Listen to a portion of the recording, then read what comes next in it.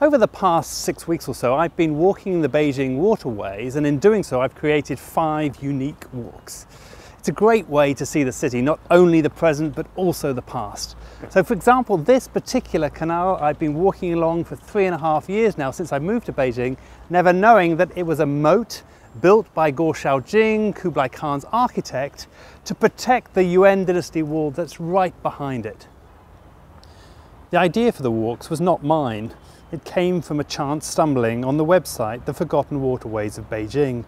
It's one man's account of 10 years spent investigating the city's waterways and compiled together as an interactive guide. I caught up with Irving Holdengrin, the 65-year-old expat who built the site during the 10 years he was living in Beijing from 1998 to 2008 on a Skype chat, and started by asking him why he became so interested in the rivers.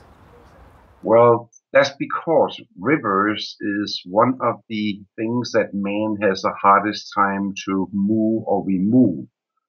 And since I'm very keenly interested in history, then obviously rivers is a very good object for me to start with when I would like to find historical things. When I moved to Beijing, I was quite fascinated by Chinese history, and I was especially fascinated by all the historic things that you could still find in Beijing. All the remnants of the old dynasties were still there. I'm not just talking about the Forbidden City, Temple of Heaven, etc., but even things that went further back.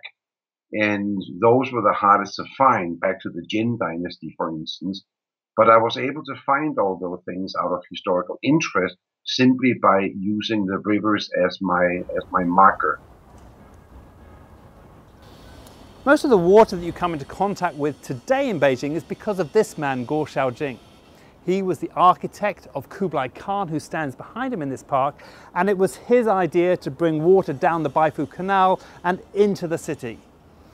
If you go to Jishuitan and you look at the lakes below, including Hohai, the popular tourist destination now, these were harbours that had boats that would come in from the Grand Canal with all the supplies the city needed.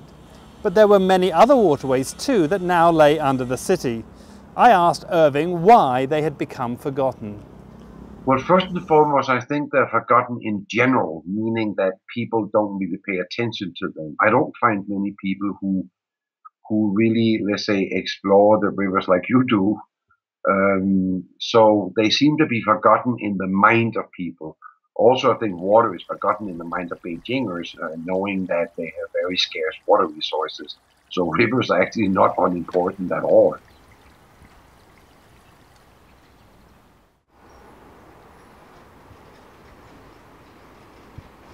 China Daily did ask the Beijing government if they had any plans for the waterways, and they said that they didn't.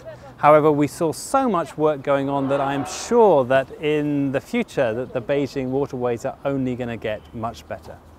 This is DJ Clark on the Beijing Waterways for China Daily.